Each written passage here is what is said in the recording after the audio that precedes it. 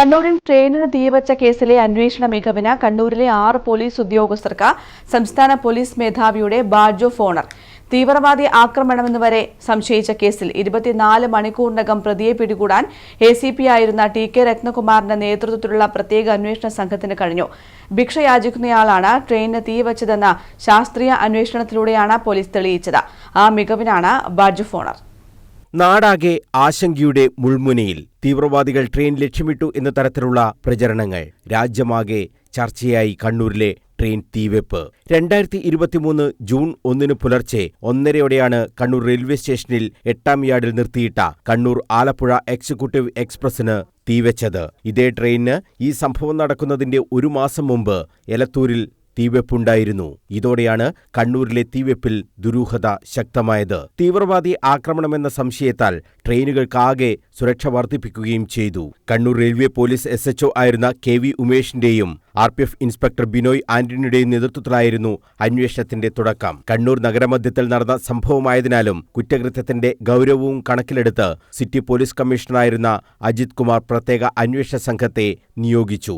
ACP TK രത്നകുമാറിന്റെ നേതൃത്വത്തിൽ town ഇൻസ്പെക്ടറായിരുന്ന PA ബിനുമോഹൻ, സിറ്റി ഇൻസ്പെക്ടറായിരുന്ന TV Biju Prakash, railway police SHO ആയിരുന്ന KV ഉമേഷ്, കണ്ണൂർ ടൗൺ സ്റ്റേഷനിലെ ASI C Ranjith, CP Nasar, KP Rajesh എന്നിവർ ഉൾപ്പെട്ട ടീമിനെയാണ് അന്വേഷണത്തിനായി നിയോഗിച്ചത്. ഇന്ത്യൻ ഓയിൽ കോർപ്പറേഷന്റെ ഏറെ അകലെയുള്ള അവ്യക്തമായ ഒരു CCTV ദൃശ്യത്തിൽ നിന്നാണ് അന്വേഷണ സംഘം തുടങ്ങിയത്. നൂറുകണക്കിന് CCTV ദൃശ്യങ്ങളും ട്രെയിനുകളിൽ കയറിയ ആളുകളുടെ വിവരങ്ങളുമെല്ലാം പോലീസ് ശേഖരിച്ചു. ആശങ്കയുടെ മുൾമുനയിലായിരുന്നു ഈ സമയം നാടാകെ.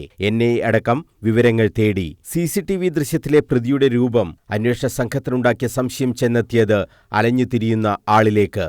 പോലീസിനെ കണ്ടപ്പോൾ പതുങ്ങിയിരുന്ന ബംഗാൾ സ്വദേശിയായ പ്രസൻജിത്ത് സിക്തറിനെ അന്വേഷണ സംഘം കസ്റ്റഡിയിലെടുത്തു.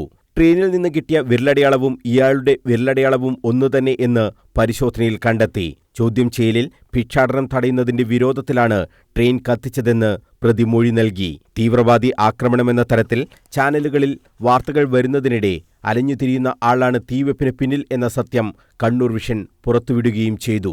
ഏവരും ഞെട്ടിയ വാർത്തയായിരുന്നു അന്ന് കണ്ണൂർ വിഷൻ ബ്രേക്ക് ചെയ്തത്. പിന്നീട് ADGP MR അജിത് കുമാർ അടക്കം കണ്ണൂരിൽ എത്തി ഇക്കാര്യം മാധ്യമങ്ങളോട് സ്ഥിരീകരിക്കുകയും ചെയ്തു.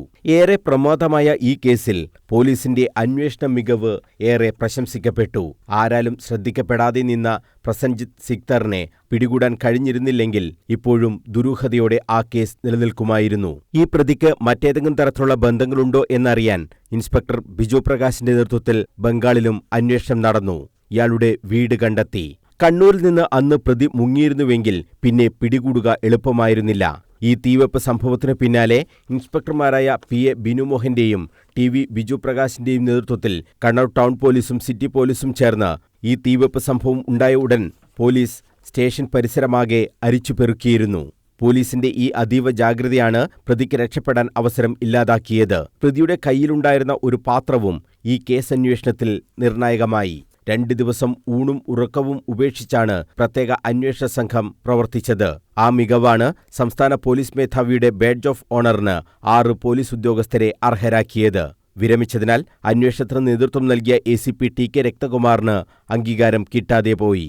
ഇൻസ്പെക്ടർമാരായ PA Binumohan, TV Biju Prakash, KV Umesh, ASI C Ranjith, CP Nasar, KP Rajesh എന്നിവർക്കാണ് ബാഡ്ജ് ഓഫ് ഓണർ. കേരള പോലീസിന്റെ ചരിത്രത്തിലെ ഏറ്റവും മികവാർന്ന അന്വേഷണങ്ങളിൽ ഒന്നായാണ് ഇതിനെ അടയാളപ്പെടുത്തുന്നത്. ആ മികവിന് ബാഡ്ജ് ഓഫ് ഓണർ ലഭിച്ചത് കണ്ണൂർ പോലീസിനും അഭിമാനമായി. മനോജ് മയ്യിൽ, കണ്ണൂർ വിഷൻ.